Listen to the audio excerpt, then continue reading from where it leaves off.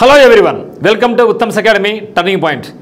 మరి మనకు ఐబీపీఎస్ నుంచి క్లరికల్ నోటిఫికేషన్ 10,000 ఉద్యోగాల పైచిలుకుతో నోటిఫికేషన్ రావడం జరిగింది. మరి బ్యాంకింగ్లో ఎవరైతే జాబ్ కావాలనుకుంటున్నారో వాళ్ళందరికీ ఇది గొప్ప అద్భుతమైన అవకాశం. ఎందుకంటే ఇప్పటికే ఎస్బీఐ పీఓ కొంచెం వేకెన్సీ తక్కువ ఉన్నాయి, ఐబీపీఎస్ పీఓ కూడా రావడం జరిగింది, అయిపోయింది. ఇప్పుడు ఐబీపీఎస్ క్లరికల్, నెక్స్ట్ మనకు వచ్చేది ఐబీపీఎస్ రూరల్ బ్యాంక్స్.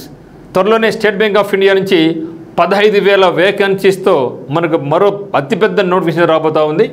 మరి ఈ వీడియోలో మనకు కంప్లీట్గా ఐబీపీఎస్కు సంబంధించి కస్టమర్ సర్వీస్ అసోసియేట్స్ అనే క్లరికల్ ఉద్యోగం పేరుతో రిలీజ్ కావడం జరిగింది. మరి ఈ వీడియోలో మనం కంప్లీట్గా ఏ రాష్ట్రంలో ఎన్ని వేకెన్సీస్ ఉన్నాయి, ముఖ్యంగా మన ఆంధ్రప్రదేశ్, తెలంగాణ, మరి ఆంధ్రప్రదేశ్ తెలంగాణకు పక్క రాష్ట్రాల్లో ఎంత వేకెన్సీస్ ఉన్నాయి, మరి మనం ఎక్కడ అప్లై చేసుకోవాలి అనేది ఇక్కడ మనం క్లియర్ కట్గా చూడబోతున్నాం. దాంతోపాటుగా important dates, qualification, examination pattern అన్ని చూస్తున్నాం ఇక్కడ. మరి చూస్తే ఇక్కడ ఇంపార్టెంట్ డేట్స్, స్టార్ట్ డేట్ 1 8 2025 అంటే ఈరోజు స్టార్ట్ కావడం జరిగింది. ఆగస్ట్ 1 స్టార్ట్ అయింది, అప్లై చేసుకోవచ్చు. లాస్ట్ డేట్ మనకు 21 8 2025 ఉంది.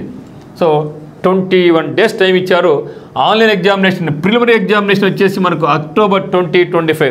చెప్పాలంటే ఎస్బీఐ పీఓ కానీ ఐబీపీఎస్ పీఓతో పోల్చుకుంటే ఐబీపీఎస్ క్లరికల్ ఉద్యోగాలకి ఇది మాత్రం టైం ఎక్కువ ఉంది. అంటే ఇది ఒక 30 రోజులు, నెక్స్ట్ 30 రోజులు, 60 రోజులు, నెక్స్ట్ మినిమం అయితే ఒక 10 డేస్, అంటే 70 రోజుల టైం అయితే ఉంది ఇప్పటికే. మరి మెయిన్ ఎగ్జామినేషన్ మళ్ళీ మనకి ఎప్పుడుందంటే నవంబర్ 2025 ఉంది. మరి ప్రిలిమ్స్తో పాటుగా మనం మెయిన్స్ను కూడా ఫోకస్ చేసుకొని చదవాలి. చాలామంది ఏం చేస్తున్నారంటే ప్రిలిమ్స్ అయిపోయినాక చూద్దాంలే అని తర్వాత పాస్ అయిన తర్వాత మెయిన్స్కి ఇబ్బంది పడుతున్నారు. సో మీరు దాని కాకుండా ఉండాలనుకుంటే నేను ఖచ్చితంగా ప్రిలిమ్స్ పాస్ అవుతాను, నేను మెయిన్స్ కూడా ఎగ్జామ్ రాయబోతున్నాను అనే దృష్టిని మీరు ఫోకస్ చేయండి. సో ఖచ్చితంగా మనం క్వాలిఫై కావచ్చు. సో ఏజ్ మనకు 20 నుంచి 28 వరకు ఉండాలి as on starting date of the application. అంటే ఆగస్ట్ 1 2025 నాటికి మనకు ఏజ్ 20 నుంచి 28 వరకు ఉండాలి. ఓబీసీ వాళ్ళకు మరో 3 సంవత్సరాల సడలింపు ఉంటుంది. ఎస్సీ ఎస్టీ వాళ్ళకైతే ఈ యొక్క ఏజ్ +5 years అనేది ఉంటుంది. మరి డిగ్రీ పాస్ అని ప్రతి ఒక్కరు కూడా అప్లై చేసుకోవచ్చు. బట్ ఎప్పుడు ఇదంటే లాస్ట్ డేట్కి అనమాట. సో ఏజ్ అయితే మాత్రం స్టార్టింగ్ డేట్కు, కానీ లాస్ట్ క్వాలిఫికేషన్ అయితే మాత్రం ఎండింగ్ డేట్ కల్లా మీరు ఈ యొక్క డిగ్రీ అనేది మనం పాస్ అయి ఉండాలి. ఇక్కడ డిగ్రీ అంటే ఏదో normal degree or BTech degree.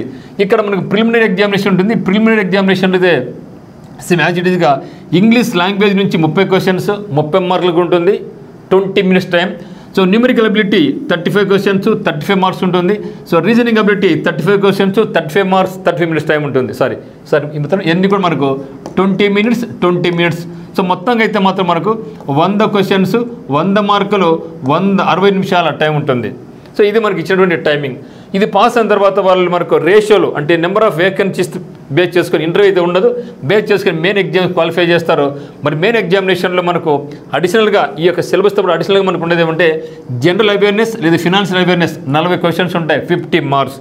So weightage బాగుంది కాబట్టి ఇక్కడే చాలామంది రాలిపోతున్నారు. ప్రతి ఒక్కరు చాలామంది ప్రిలిమ్స్ క్వాలిఫై అవుతున్నారు, కానీ సో మెయిన్స్లో ఈ యొక్క జీకల్ బాగా స్ట్రగుల్ అవుతున్నారు. సో జీకల్ స్ట్రగుల్ కాకూడదు అనుకుంటే మనం ఎప్పుడు కూడా ఈ యొక్క కరెంట్ అఫైర్స్ను మనం ఇప్పుడు మొత్తం ట్రెండ్ మారిపోయింది.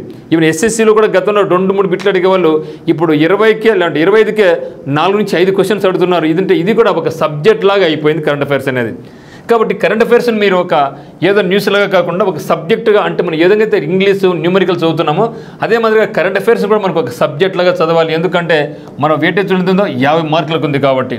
మరి నెక్స్ట్ వచ్చేసి మనకు జనరల్ ఇంగ్లీష్ వచ్చేసి మనకు 40 క్వశ్చన్స్ ఉంటాయి, 40 మార్కులు, ఇచ్చిన టైం 35 నిమిషాల టైం.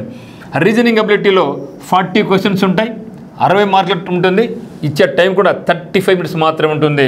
తర్వాత క్వాంటిటేటివ్ యాప్టిట్యూడ్ వచ్చేసి మనకు 35 క్వశ్చన్స్ ఉంటాయి, 50 మార్క్స్. అంటే మనకు చూసినట్టయితే ఇక్కడ మనకు రీజనింగ్కి మెయిన్ వెయిటేజ్ ఉంది. సో రీజనింగ్ తర్వాత వెయిటేజ్ మనకు ఉండేది ఏమంటే కరెంట్ అఫైర్స్. సో ఒకటి గుర్తుపెట్టుకోండి, మ్యాక్సిమం స్కోర్ మీరు అనుకుంటారు నేను క్వాంటిటీలో తెచ్చుకుంటా, రీజనింగ్ తెచ్చుకుంటా, కానీ క్వాంటిలో రీజనింగ్లో మ్యాక్సిమం స్కోర్ ఎవరు కూడా చేసుకోలేరు. గుర్తుపెట్టుకోండి, ఆ యొక్క లెవెల్ అక్కడ పోయింది, టైం సరిపోదు. అందువల్ల ఈజీగా మన స్కోర్ ఎక్కడ చేసుకోవచ్చు అంటే మీరు జనరల్ అవేర్నెస్ లేదా ఫినాన్షియల్ అవేర్నెస్ ఫోకస్ చేసుకుంటే మీరు 40కి మీరు 25+ పెట్టుకుంటే ఇంకా మీరు 30+ పెట్టుకునుకోండి. సో 30+ ఈజీగా పెట్టుకోవచ్చు కూడా మనం.